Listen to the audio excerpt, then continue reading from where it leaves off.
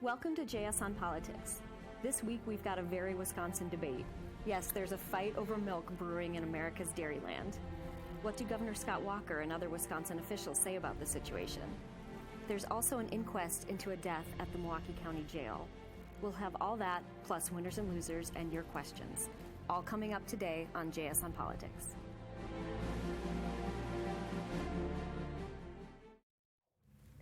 Welcome to JS on Politics. I'm your host, Mary Spacuzza. I'm joined by reporter Bill Glauber, columnist Dan Weiss, and in Madison by Capitol reporter Jason Stein. Hi, Mary. Hey, Jason. We're going to go to you first. What is going on? Is there a crisis in Dairyland over milk? Yes. The short answer is yes. Canada recently put in a new pricing structure for their milk that advantages home nation producers and makes it harder for Wisconsin farmers and processors to sell their products into Canada. And there's a deadline coming up of May 1st where some farms in Wisconsin could have to start dumping their milk in the fields because their processor has lost business in Canada. So there's a real looming deadline in the next few days. What is Governor Scott Walker and other Wisconsin officials? Are they, as we would say, blaming Canada over this? There is a song that was popular in the 90s, right? Called that. They're doing two things. They're operating on two fronts. One, the governor is his administration is trying to recruit cheese processors and other processors in Wisconsin to pick up the milk from these affected farms so that, basically in very short order, those farms would have to, sell their cows for slaughter if something like that doesn't happen. And then two, he and other politicians like Tammy Baldwin, the U.S. Senator, are trying to work with the Trump administration to push Canada to rescind some of these actions or do some things that would put Wisconsin producers on a little bit more of a level playing field. How important of a trade partner is Canada? Like, how much do we actually trade with them? Right. So, obviously, in the context of, the Trump administration has taken some steps like putting new tariffs on soft lumber imports to the United States from Canada that could, start to ratchet up tensions between the two countries. You've even heard the president talk about whether or not he wants the United States to remain part of the North American Free Trade Agreement. And all of that is cause for at least some worry in Wisconsin because Canada is by far our largest trading partner, like 1/3 almost of all the exports that farmers and manufacturers, other people in Wisconsin do end up in Canada. The next closest partner is Mexico, and they're less than half as much volume as Canada is responsible for. President Trump has talked a lot about America first, putting America first, revising trade agreements. He's just marking his first 100 days in office. How much have his policies affected and kind of ratcheted up a possible trade war with Canada and other neighbors? And again, I don't know that what we have right now is a trade war. You certainly have some, at least, low-level concern about that, though. Again, the president has taken this action with regard to lumber, and, there was a little bit of a trial balloon, it seemed, floated earlier this week that the president might take action to withdraw the United States from NAFTA, which would have, big implications for exports to both Mexico and Canada, which are number one and number two trading partners in Wisconsin.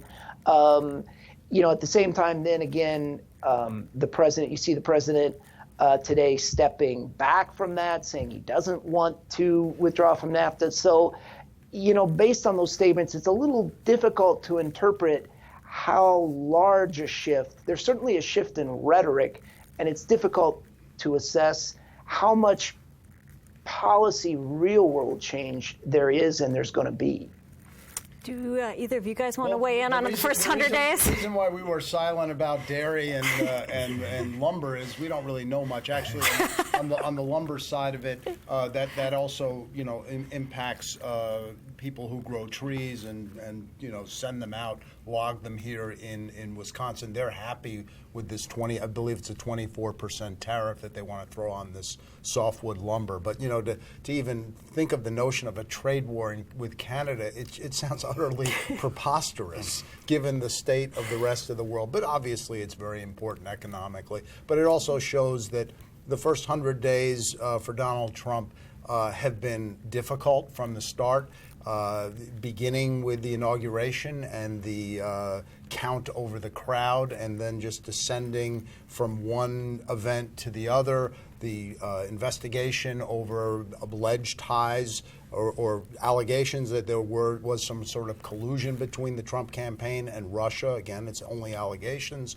Misfires on health care legislation, a tax plan rollout yesterday that was about the size of this paper. Just the whole thing has just been unlike any 100 days we've seen in modern times. And you can look at it in different ways. You can look at, say, his foreign policy, which I think everybody can say right now is somewhat confused. His legislative action, which is incomplete. Incomplete because it could all come back. It could, but so far nothing has happened. Nothing's passed. And his biggest deal, the Obamacare repeal and replacement, that just didn't happen. The tax proposal is out there. It's not clear whether that's going to pass or not. And then you have executive actions, which he's been able to do. Many. He's done a number of executive actions, but that's easy to do. You don't need anybody else to work with you on that. And you get a few of them have been held up by judges in court. Right, so. the immigration orders and so forth. So you get the sense that Donald Trump didn't realize how big a job it was. I mean, you hear him say from time to time that the decisions are harder or more complicated. And I mean, it's just people wanted someone who's not an experienced politician for president. And I think this is sort of what happens when you get somebody who's not. I think about the empty offices in Washington. I mean, they haven't filled, sub cabinet posts. I mean, thousands of jobs have not gone filled and don't appear to even be close to filling. One thing, though, that we can't, excuse me, Jason, the appointment and the nomination and successful appointment of Gorsuch to the Supreme Court is huge. That is beyond big. That is huge. And there's no doubt that was a triumph for Trump. It was a triumph for Mitch McConnell and the Republicans who obviously blocked Judge Merrick Garland, Obama's pick. So that's a big thing. Well, thanks for your time. And that's exactly what I was going to say, Bill. So I don't need to say anything. There is one thing, though. He ran primarily as a populist. He's governed primarily as a conservative. Most of what he's done has been, including Gorsuch, has been a very traditional conservative. If Paul Ryan were selecting a Supreme Court justice, it would be someone like Neil Gorsuch, wouldn't you think? Yeah, absolutely. And the economic policy seems to be conventional conservative right now. What little we can make of the policy with these, again, a tax plan on a piece of paper. It's just some of it is just sort of stunning how it's rolled out. His polling, he is down in the polls, very unpopular at this point compared to other American presidents at this point. However, he has kept his base. They are with him solidly. And there is the poll that shows that if he ran against Hillary Clinton again, the result would be pretty similar to what it was. Unpopular, but people would do the same. Right. Yeah. Well, yeah, in some ways, when you say that Trump is unpopular compared to lots of past American presidents, and that's certainly true. I think it's also probably true that no American president for the foreseeable future is going to, have the level of popularity that, some presidents like Clinton achieved at points during their presidencies, because, again, the nation has become so polarized that winning, a large portion of the opposing parties' partisans is just not going to be possible, perhaps, in this environment. Thanks, Jason. We're going to head next to a taped segment where I spoke with reporter Jacob Carpenter about an unusual investigation into a death at the Milwaukee County Jail. We're here now with reporter Jacob Carpenter. And Jacob, you've been covering an unusual court proceeding this week. What is going on? It's an inquest into the death of Terrill Thomas, who was an inmate at the Milwaukee County Jail in April 2016. It ended up coming out that he died of dehydration, which is an incredibly rare thing to happen. And so now prosecutors have asked a jury to listen to testimony and decide whether there's probable cause to criminally charge anybody in connection with his death. And that's something that they do before prosecutors decide whether they actually want to file charges. The jury's verdict on whether there's probable cause is strictly advisory. And how long was he in the jail before this happened? And is there tape of what happened so we can see who was directly involved in this? Sure. He was taken into jail, and within a day, he was put in a solitary confinement cell. He was deprived of water because somebody had turned off his water after he flooded a previous cell.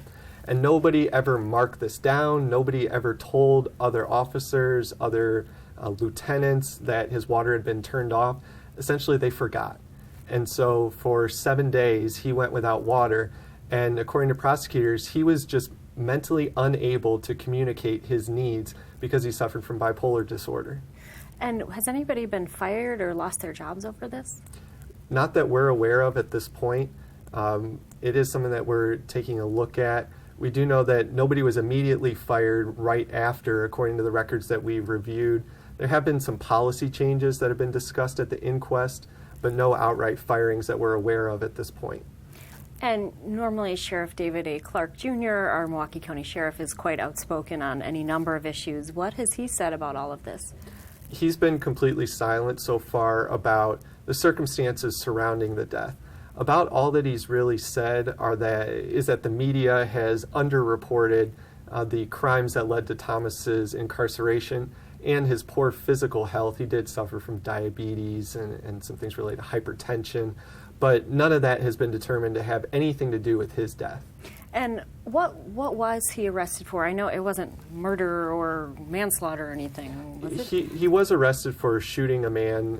The man survived, and then traveling from there to the Potawatomi Casino and firing several rounds in the casino, not hitting anybody. His family has said that because of his bipolar disorder, because he wasn't taking his medication, that he was essentially in the throes of a mental breakdown. And that's reflected as well by the fact that once he got to jail, he was shouting, he was singing, he was having delusions. And because of that, and because of the actions that he took of flooding his cell, he was put into that solitary confinement wing where he was never taken out for 7 straight days. They're supposed to get at least 1 hour per day out of his cell. And what have other inmates told us about all of this? Other inmates have said that they made guards aware of this, that there's one inmate who we spoke with early on in this investigation who actually refused to testify at the inquest, but he has said that he went to guards and said, you need to get this man help, and if you don't, his death is on your hands.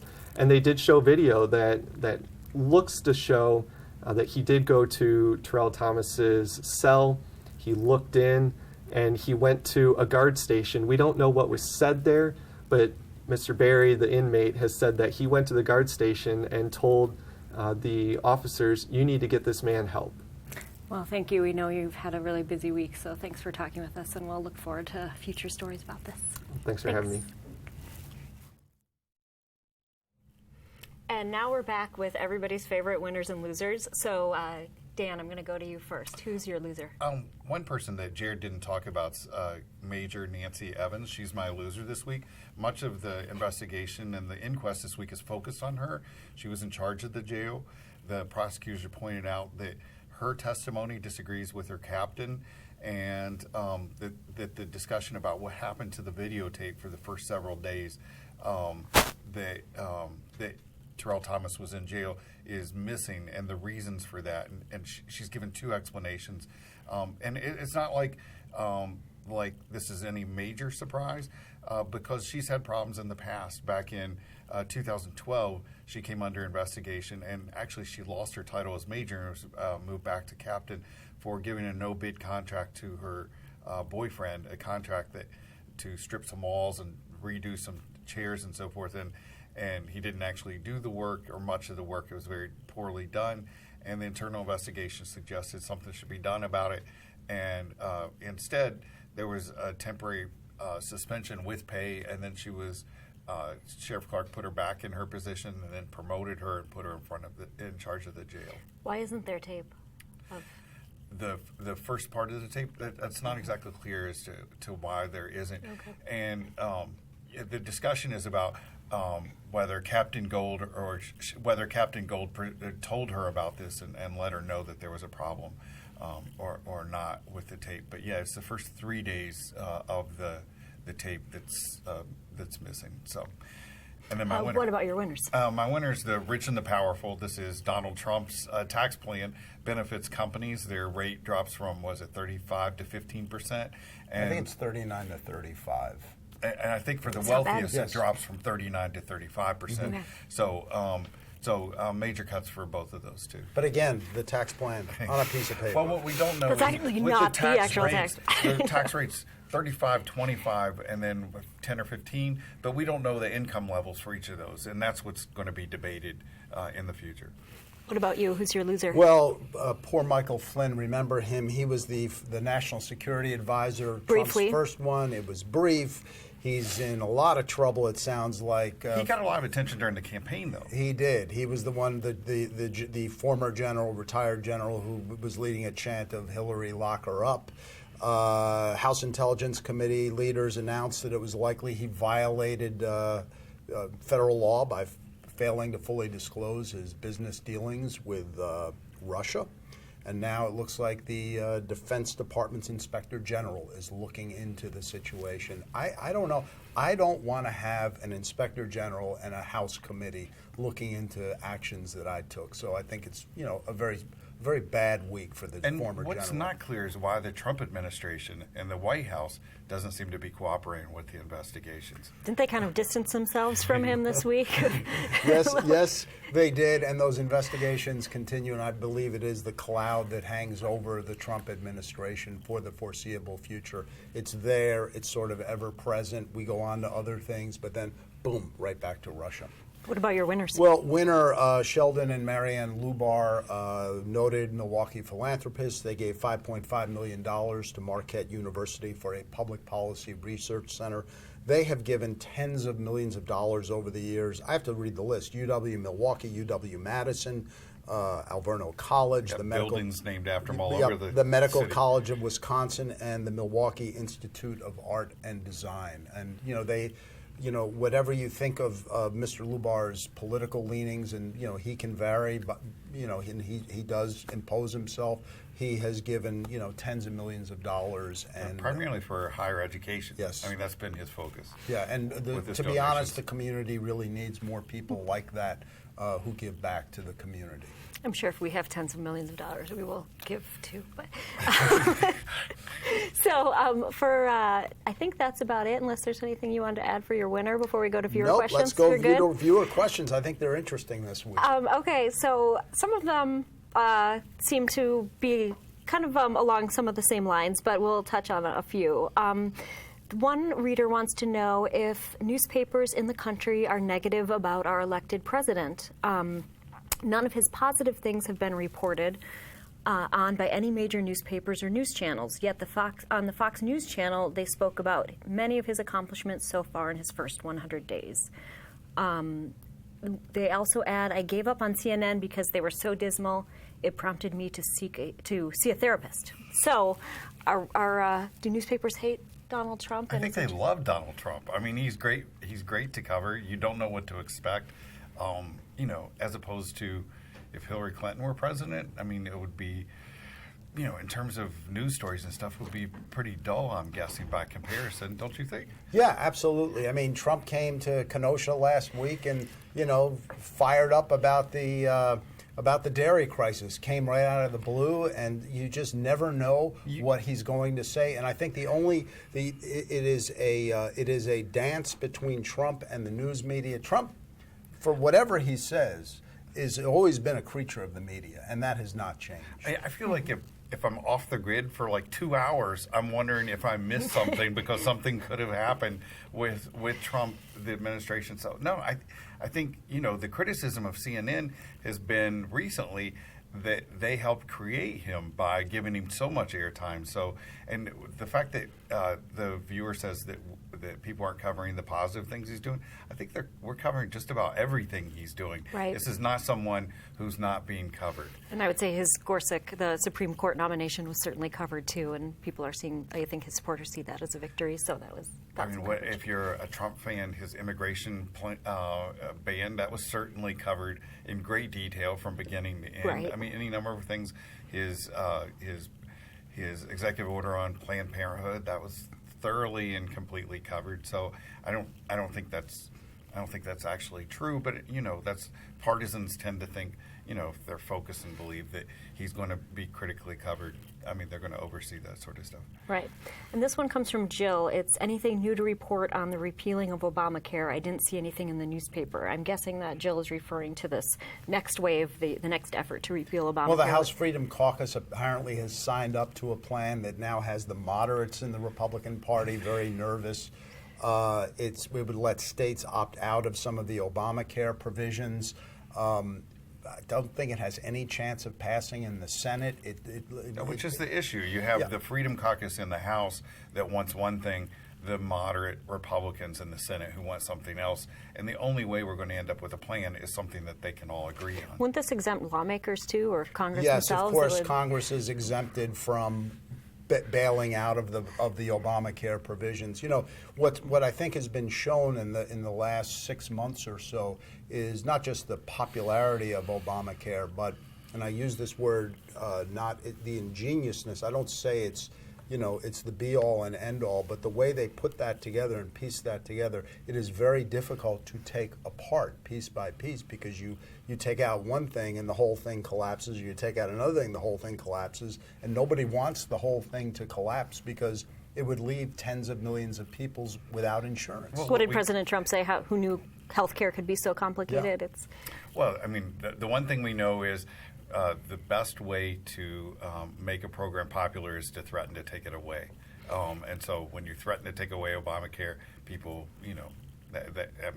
just a year ago it wasn't nearly as popular as it is now. And it seems like quite a few Trump supporters would be affected. That's the thing. You end up with Trump supporters who would be affected by destroying Obamacare. So, I mean, they're in a pickle. It's of their own making. They promised repeal and replace, and it turns out they don't have a plan to repeal and replace, and they've promised that for about 7 years. 8 so, years, yeah. They're reaping what they sow right now, and it's really up to them to figure out a plan that gets everybody on board. It remains, it's a tough climb for them. We've got another question from Frank on the second shift. He's written in before. He notes that people are complaining about Jared, President Trump's son-in-law, and about all of the responsibilities that he's overseeing in this administration. And then goes on to say, what about Chelsea Clinton? But doesn't everybody treat their son-in-law like this?